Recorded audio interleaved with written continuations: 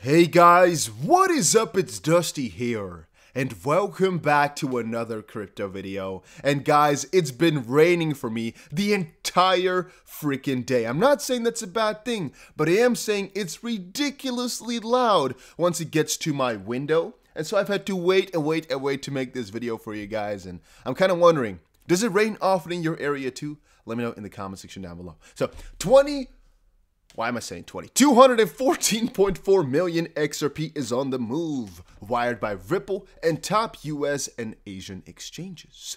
Ripple and a few top-tier digital currency exchanges have transferred an astounding amount of XRP. Over half of it was moved by the fintech behemoth, basically Ripple.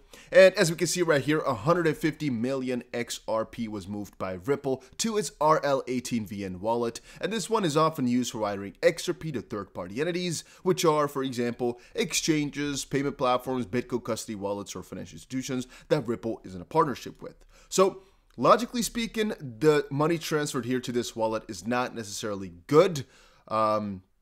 It's not a good thing per se. However, it's also not that bad because it could have also been a Ripple sale directly, right? So Ripple sending it here basically means they are preparing to work with some partner that's maybe already existing, maybe a new one. It could have been, for example, MoneyGram that they were working with. It could, for example, be an exchange that they're working with. It could be almost anything. If the Bank of America, for example, were to actually work with Ripple now, however, and Ripple would want to fund them, or the Bank of America would want some XRP for liquidity purposes, whatever, this would be a payment that would be done to one of its Ripple wallets that kind of transfers it there. So it's an important and necessary part for expansion, but I wouldn't necessarily say it's a good thing because theoretically speaking, the guys that get the XRP might actually sell it. But in terms of, I guess expansion in business, it's good because, well, they're sending it there for that specific reason, most likely. Not always, but I think most likely. That's the highest chance. Let's quickly check it out though. Binance has also received 50 million XRP from the largest crypto exchange in China, Huobi. This could be a couple of things though. I mean, Huobi just came out that they had to stop accepting clients from China. So theoretically speaking, since the majority of people over on Huobi were Chinese and they can't trade on there anymore, they're going to have to move their crypto somewhere else. And it could literally be that they're just using it as a custodian, Binance, instead of as a real selling point. Maybe they're just trading the XRP to get more. We don't really know exactly what they're doing. And also, Binance has moved 14 million XRP to the San Francisco-based, publicly traded Coinbase exchange run by Brian Armstrong. Once more, guys, this is people buying XRP on Binance and then sending it over to Coinbase to keep it safe. So that is all good. Today, only a lot of good transfers coming around here. Really, really good. Really, really nice to see. It also says here that BitThumb has unveiled that Ripple keeps moving XRP to the biggest crypto trading venue in China regularly on a daily basis, which is Huobi, and they're doing that for liquidity purposes, and that's all we can say about that. There might actually be more to it, but as of this point, we do not know. And here it also says that XRP outpaces Bitcoin in the UK by transactional volume. According to data shared by Uphold platform recently, crypto users in the UK have been transferring about 8 times more XRP than Bitcoin. Overall, transaction volume of all cryptos in the UK has increased 16-fold in the country during the first quarter of 2021. And I must not lie, 2021 was crazy. And I still think that we might see some crazy stuff happening throughout the end of this year. But let's focus on a little bit of a longer term now, however, since we don't know exactly when we'll start to rush back up to the moon. Then I saw a couple of outlets post or repost this, I should say. Bitcoin whale account moves 6,700 Bitcoin to Xapo. Long story short, you can never find out exactly why or who this was, so don't worry about it. $230 million, definitely quite a big deal, but again, you're not going to find anything out, so I would say just let it be, leave it around, and know that there's whales and people with a lot of money. Could be institutions though, could be a single person, you do not know. In the specific case, if it's actually moving from a wallet that is unknown to an exchange, that is almost always bad, but in this specific case here, this movement went to a digital wallet, Xapo. Oh wait, it actually went from a digital wallet to Xapo. So it's debatable exactly. I mean, Xapo, I'm not actually too familiar with that, to be completely honest with you. Let me type it in. Is it also a big exchange that I'm not ever using in my life? Because I remember the name now, but I kind of forgot. I thought maybe for a second it's a hardware wallet. It is a Xapo is a Hong Kong-based company that provides a Bitcoin wallet combined with a cold storage vault and a Bitcoin-based debit card. So I guess two parts. One, it's the big wallet, and second of all, it's a debit card, or they have one. That's again why I remembered it. I thought so. It was a wallet before. So they're moving it from a wallet to another wallet. Not sure exactly what they're doing it then. It could have actually been an exchange that's just not recognized. No, most likely not. Okay, no, most likely not. Okay. Then moving on, Google searches for crypto plunge in the United States. Here's what they were swapped out for. While Americans have soared on crypto, they're now searching for high-risk options trading strategies. Okay, I'm not exactly sure that's the truth. I guess what they're just measuring here is that people have now switched over from looking into the more normal version of things, so just trading Bitcoin, trading it normally, to now trading some really high-risk options. Most likely because prices are going down, prices are really uncertain, a lot of volatility. They want to make more money, and they want to make it fast because they lost some money. And again, you know, when people get desperate, they're looking for more desperate measures to make money back. And I can see that switch and that kind of turnaround as well. I can find some logic in that. Then CoinGeek, more trouble ahead of Bitcoin. For Bitcoin as Grayscale Trust unlocks approaches. I don't really think so, to be completely honest with you. There's multiple different unlockings every so often. For one of the more immediate concerns is further selling pressure as the mandatory holding period, 6 months, for Grayscale Bitcoin Trust investors expires in June and July. This is actually funny, or not funny depending on how you see it, because when these people bought, right now they're most likely in a ton of freaking profit. And people are sometimes saying, well, who bought back then in late 2020 or early 2021 will be able to sell their shares in the coming weeks, and they might want to do so as they have made a ton of profit. Analysts from JP Morgan expect that many of those investors will exercise their option to sell, given the change in sentiment regarding Bitcoin in the last several months. Last 2 months have been quite negative, so they might want to get out as quickly as possible.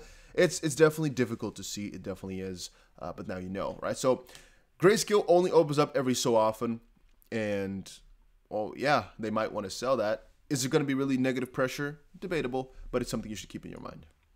I saw this article. I don't know how much validity there is to it. There's just a new coin which is called Floki, and it says Elon Musk said, "My Shiba Inu will be named Floki." The coin just skyrocketed. To be honest with you, it's pretty funny how all this stuff goes. It's really dumb, but I do sometimes wonder how these guys get these coins so popular. Like, for example, Floki itself, I can understand somebody made it, but how do you get it so popular that people actually know it exists and actually start buying it, right? That's sometimes my question.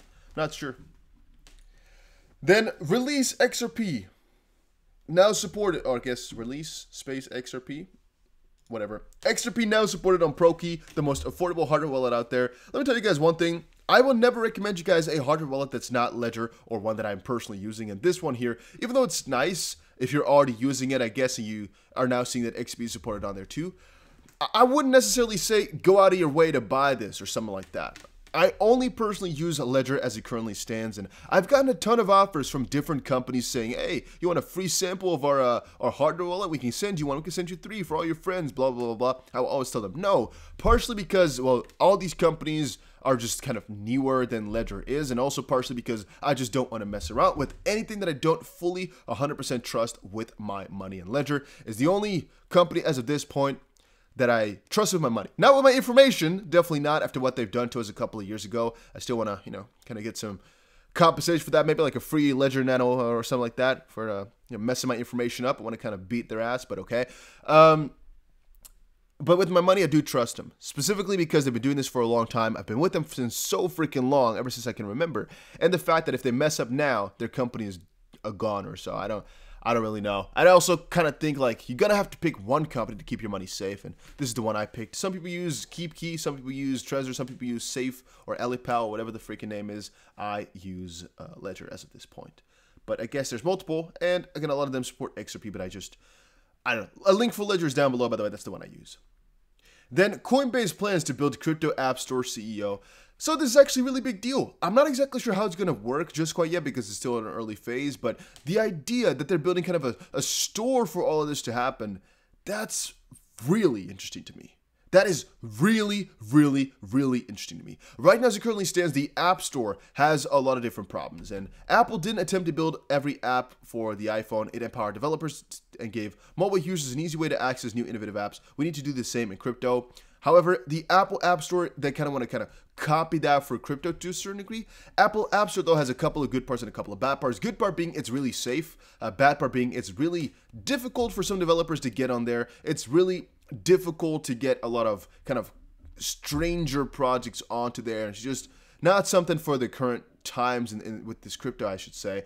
So Coinbase is looking to kind of expand in this region, and I think there's a lot of opportunity for it. So my vision is like right now, as sort of a D-app store, right? A decentralized application, just an easy store that's not, you have to go on Ethereum or onto your MetaMask, just in a difficult fashion to access things. No, just a little place within your app that you could go to and see everything.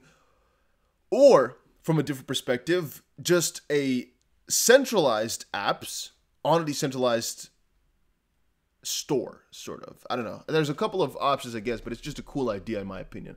I don't really care exactly what they build. It's just, expansion. They are building decentralized applications, though, through its crypto app store. But I'm just saying there's a ton of opportunity for different things, and I'm just all for it.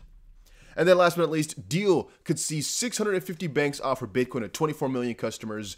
A deal between enterprise payment giant NRC and its digital asset platform, or so I guess management firm NYDIG, could see the US 650 banks offer Bitcoin purchases to 24 million customers. NCR is capitalizing on growing demand, tired of crypto purchases through other exchanges, and NYDIG is providing custody services, having made similar deals over the past year or so. You can kind of already get where that's going towards, right? Expansion. This could be a really big deal for crypto if all pulls through as it currently looks. So I'm really excited about all of that. I really am. A deal between enterprise payment giant NCR and digital asset management firm NYDIG could see 650 US banks offer Bitcoin purchases, because all of them want to be included in that. So good thing. Let's see how this evolves. We're not quite sure about it just quite yet. It's a start, though. Let's go.